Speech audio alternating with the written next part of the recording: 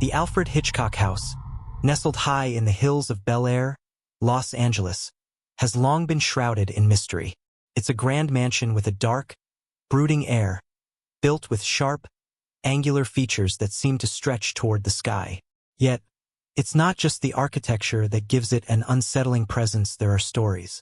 Stories that linger in the shadows, passed down by those who have dared to live there or venture close. One crisp evening, a young couple, eager to settle into the quiet luxury of the estate, moved into the house. They were enchanted by the lavish rooms, the panoramic views of the city below, and the deep history the mansion held. But they couldn't shake the feeling that something wasn't quite right. It wasn't the house's age. It was the strange energy that seemed to hang in the air. As the sun began to set, the long, winding corridors of the mansion grew eerily silent, and then footsteps, soft, deliberate, and slow, always echoing from the farthest corners of the house. At first, the couple chalked it up to the house settling, the creaks of old wood and shifting beams. But as the nights passed, the footsteps grew more distinct. Sometimes, they could hear them moving toward the library, an elegant room lined with bookshelves that seemed to stretch endlessly. They were curious, of course, but when they stepped into the room, they found nothing amiss, just the faint smell of leather-bound volumes and a quiet, unsettling creaking sound. It was there in the library one evening that the mystery deepened. The husband was sitting by the fireplace, flipping through an old script he had found among the many books. He paused, staring at the pages, as a sudden noise startled him, a soft sound, like the flutter of pages turning. He glanced up, but the room was empty, save for the shadows that seemed to dance along the walls. The sound had come from the far side of the room, as if someone or something had been reading along with him. The couple soon began to feel watched. They would see fleeting figures in the window's shadows stretching out long into the night, lingering just beyond the glass. And it wasn't just the house that felt haunted. It was the history that it carried. Stories circulated that Alfred Hitchcock himself had never truly left the place. The master of suspense, known for creating stories that unnerved audiences, may have woven his own tale into the very fabric of this house, leaving behind an eternal echo of suspense. The faint creak of pages flipping, the footsteps in the hall, and the shadows that never seemed quite right, these were just part of the house's legacy. Those who dared to live there found themselves caught between the strange reality of their own lives and the chilling mysteries that the house seemed to hold in its walls. The Hitchcock House, once a symbol of cinematic genius, had become a place where the line between the living and the imagined was thin, too thin, perhaps, for comfort. And as for the couple, they left not long after, unable to shake the feeling that the house had never truly let them in. The footsteps, the whispers, the creaking scripts, those belonged to someone else. Someone who, like the shadows on the windows, never really left. The couple's departure from the Hitchcock House wasn't the end of its strange legacy. It was only the beginning. The mansion stood empty for months, its dark windows staring out over the sprawling city, waiting. And it was then that another tenant, a screenwriter desperate for inspiration, decided to take up residence. Arthur, an up-and-coming screenwriter who had yet to see his big break, was drawn to the house not by its history but by its isolation. He needed space, quiet, and time to finish the script that had haunted him for months. A script about a house, much like this one, that seemed to have a life of its own. The more he thought about it, the more he believed that this house, with its eerie atmosphere and unsettling legacy, would be the perfect place to finish his story. On his first night, he wandered through the mansion, admiring its grand rooms and the dim lighting that flickered in odd moments. The old leather-bound books in the library seemed to call to him, their spines cracked and worn, as if they were waiting to tell him something. He decided to settle in for the night, sitting at the grand desk that had been left behind in the library. As his fingers brushed over the yellowed pages of one of the old scripts, a shiver ran down his spine. The wind howled outside, rattling the windows, and the house groaned as if it were waking up from a long slumber. Arthur began to write, his pen scratching across the page as he let the words flow from his mind to the paper. Yet, as he wrote, a strange sensation crept over him, a feeling that he was not alone. He heard it again, the soft sound of footsteps, moving closer. But this time there was something different. The footsteps were slow, measured, as if someone or something was trying to make its presence known. Arthur looked up, his heart racing, but the room was still empty. He forced himself to continue writing, telling himself it was just the house settling. But the sound of pages turning, the faintest rustle, filled the silence again. He rose from the desk and walked to the bookshelf, scanning the spines of the books. His eyes stopped on one particular volume, an old script titled The Dark Corridor, a script that had never been made into a film, at least not as far as he knew. The name on the cover was unfamiliar, but the handwriting, a bold, looping script, was unmistakable. It was Hitchcock's. A chill ran down his spine. He hadn't noticed the book when he first arrived. It had not been there on the shelf earlier. But now it sat at the very front, almost as if it had been placed there just for him. Arthur hesitated but couldn't resist. He pulled the book from the shelf and began to flip through it, the familiar creaking of pages filling the silence. The words were cryptic, scattered, almost nonsensical, but then something caught his eye.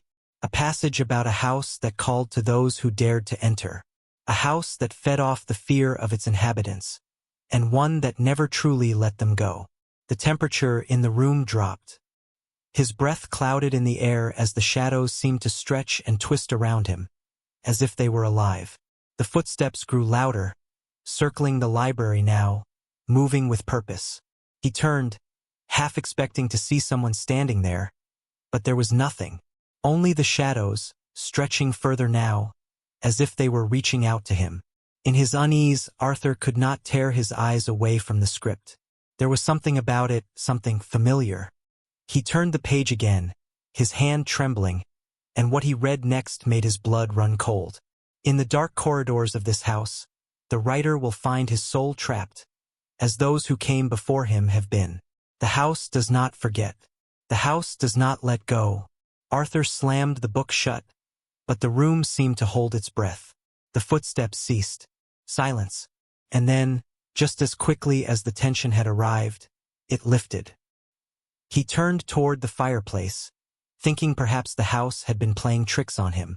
But in the flickering light, he saw something he had not noticed before, an old photograph on the mantel. One that hadn't been there when he first entered.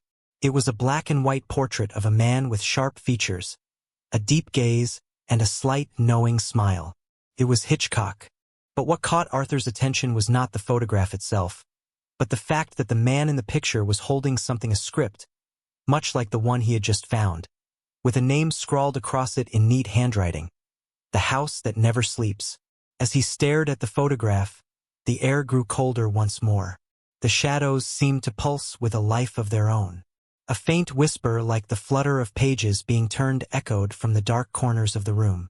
Don't forget to subscribe and like if you liked this story. Arthur's heart hammered in his chest, his mind racing as he looked back down at the photograph. He reached out to touch it, but just as his fingers grazed the frame, the room seemed to shift. The walls seemed to breathe, expanding and contracting, as if the house itself was alive, reacting to his presence. The whisper, faint at first, grew louder, more distinct. It wasn't just the rustle of pages anymore.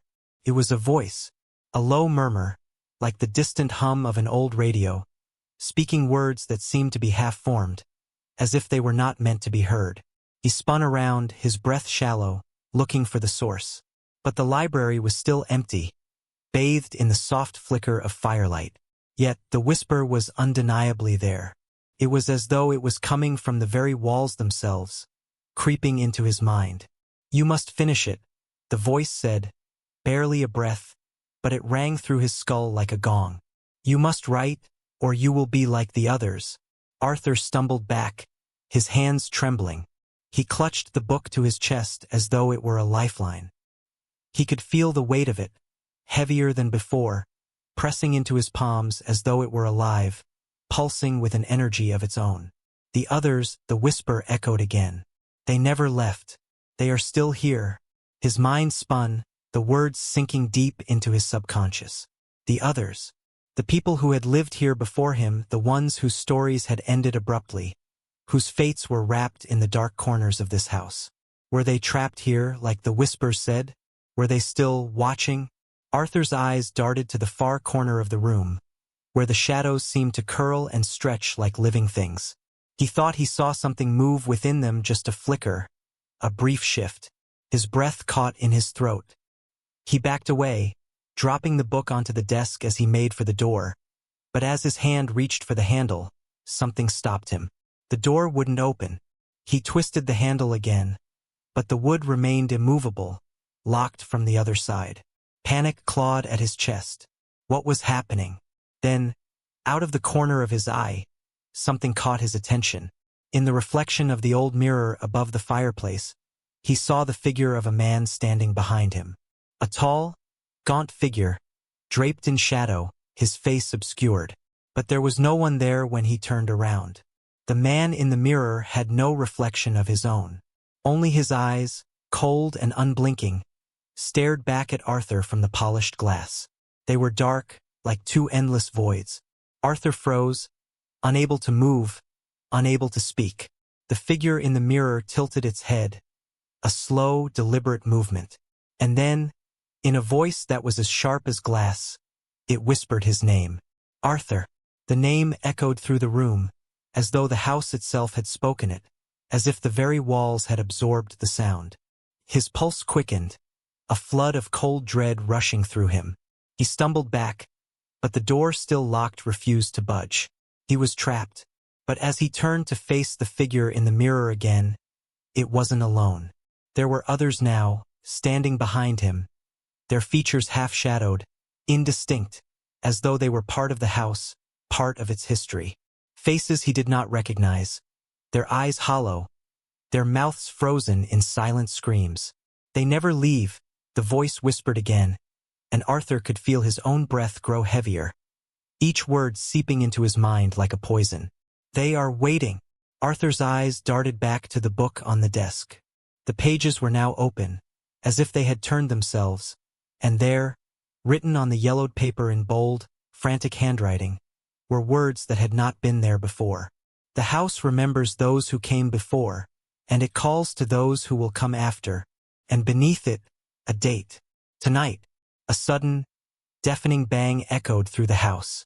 The windows rattled, and the floor beneath his feet seemed to shift, as though the house were changing its shape, pulling itself in around him. The footsteps, those slow, deliberate steps, returned, now unmistakably close, right behind him. Arthur spun around, his chest tight with fear. The figure was no longer in the mirror. It was standing directly in front of him. And now Arthur could see its face. It was his own. A perfect, mirrored image of himself, but hollow, devoid of life, its eyes dark and empty. You shouldn't have come, the figure whispered, its voice an echo of his own. And then, just as suddenly as it appeared, the figure vanished, leaving only the oppressive silence in its wake. Arthur stood there, his mind racing, his hands trembling, trying to make sense of what had just happened. But it was as if the house itself had swallowed his thoughts, leaving only the overwhelming feeling of dread in its place. He looked down at the open book once more, and this time he noticed something different. The handwriting on the page had changed. It wasn't the same as before. It was frenzied, erratic, as if written by someone in a panic. You cannot escape. You will finish it. The house will never let you leave.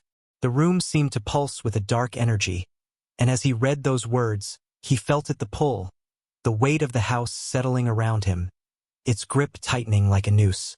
He was not alone. The others were there watching, waiting, and soon he would join them. Arthur's breath quickened as the house seemed to close in around him, its dark, suffocating presence pressing against his chest. The shadows swirled like living things, crawling up the walls, twisting toward him, as if they were hungry for something he had yet to give. The whispers continued, now louder, growing more frantic, as if the house itself were speaking in a language only it could understand. His hands clenched around the book, its weight now unbearable. The words on the pages seemed to shift and change, as though the house was rewriting them in real time, the script adapting to its will. And then, as if from nowhere, a voice deep, chilling, like the cold breath of death itself whispered in his ear. "Finish it, Arthur." He turned quickly, but there was nothing there, only the thickening shadows that pressed in around him. The room felt smaller, the air thinner, as if the very fabric of space was warping. "Finish it," the voice echoed in his mind, relentless. The book, the script, the house. Arthur could no longer resist. His fingers shook, but they opened the book again, almost against his will. His eyes scanned the page, the frantic, scribbled lines begging for completion, and then he understood. The house was alive. And the stories, the scripts that it had consumed over the years, were not just tales on paper. They were real. The house fed on them, devoured them, trapped the souls of those who entered its walls, turning them into part of its dark, eternal narrative. And now Arthur was part of that story. He had to finish it. He had to write the end. But as his pen hovered over the page, something strange happened.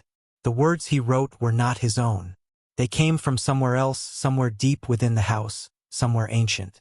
The house closes in, its grip tightening. The writer, trapped, must finish his story, or become part of it forever. He tried to stop himself, to throw the pen away, but it was as if the house itself was forcing his hand. His pen moved faster now, the words flowing uncontrollably. The shadows grow long, the footsteps return. The writer cannot escape. The house will never let him go. His fingers cramped, the ink smeared across the page, but it didn't matter. The words were writing themselves now, faster and faster, as though the house was taking over, pushing him further into its grasp. And then, with a final, chilling whisper, the house spoke one last time. "You have finished your story, Arthur. Welcome home." The room went black. When the next tenant arrived at the Hitchcock House, a young filmmaker, eager to make his mark, the house was waiting for him, just as it had waited for all those before. The door opened easily, as if it had been expecting him. Inside, the air was heavy, thick with the weight of old stories. In the library, an open book lay on the desk, its pages filled with frantic, unfinished lines. The name on the cover, "The House That Never Sleeps." And at the bottom of the last page, in bold, unsettling letters, were the final words. "The writer never left." The young filmmaker picked up the book, glancing over the words, unaware that his own story was about to begin, one that would join the endless narrative of the house, forever. As the young filmmaker carefully turned the pages, he could feel a strange weight settling over him, as if the very air in the room had thickened, the shadows around him growing heavier. The house seemed to hum with an energy that was almost palpable, alive, watching, waiting. He paused, his finger tracing over the final words in the book, "The writer never left." He wasn't sure why, but those words resonated with him, sending a chill down his spine. He shook it off, laughing nervously to himself. It's just a story, he thought, a relic of the past. After all, who could believe in such superstitions? The great Alfred Hitchcock, the mastermind of suspense, had lived here once. His genius had permeated every corner of this house. Surely it was just his creative legacy lingering. But even as he thought that, something in the house seemed to shift. The lights flickered, the air grew colder, and then, faintly, so faint that it almost seemed like a trick of the mind, he heard it, the footsteps. Soft, slow, but unmistakably there, moving just behind him along the creaky wooden floors. He spun around, expecting to see someone or something there, but the room was empty. Only the shadows seemed to deepen, curling in on themselves like black smoke. The footsteps faded for a moment, and for a brief second, the house felt still, almost too still, as though it were holding its breath. But then it returned, louder this time, closer. His pulse quickened, and he set the book down, suddenly feeling the overwhelming urge to leave, to run from this house that had already begun to feel too much like a trap. He reached for the door, but again, just like the others before him, the handle refused to turn. Locked. He pulled at it, panic rising in his chest. There was no way out. He was trapped. And then, just like that, he heard it, a soft, almost imperceptible whisper, coming from the walls themselves. Finish it. The whisper wasn't a voice, not exactly. It was more like a feeling, a presence that seemed to flood his mind. The room grew colder still, the shadows stretching longer, reaching toward him like fingers. The words on the page in front of him began to glow, flickering in the dim light, as if the house itself was trying to draw him back to the desk. Finish it. He could no longer ignore it. The compulsion was too strong, the pull of the house too overwhelming. He returned to the desk, the book now open in front of him, its pages trembling under his touch. The pen, somehow already in his hand, hovered over the page. He had no choice but to write. The house waits. The writer has no choice but to write. He must complete the story, or become part of it forever. The words seemed to appear of their own accord, written in an unfamiliar hand. They weren't his own. They couldn't be. And as he wrote, the house seemed to respond to him, the walls creaking as though the very foundation was shifting. The whispers grew louder now, a chorus of voices, all urging him to continue, to finish it. He had no idea how much time had passed, but the night had long since fallen, and the shadows had taken full control. There was nothing left but the sound of his own pen scratching furiously against the paper. The house was alive, and it was feeding. By the time the first light of dawn broke over the hills of Bel-Air, the house was quiet again. The door creaked open, as if welcoming the new day, but when the filmmaker stepped out, he felt different. A part of him lingered behind, trapped within the walls of the Hitchcock House, where the lines between reality and story had blurred forever. And deep inside, behind those thick, imposing walls, something stirred. It was the house, waiting for the next writer, waiting for the next soul to fall into its story, waiting to never let them go. Don't forget to subscribe and like if you liked this story.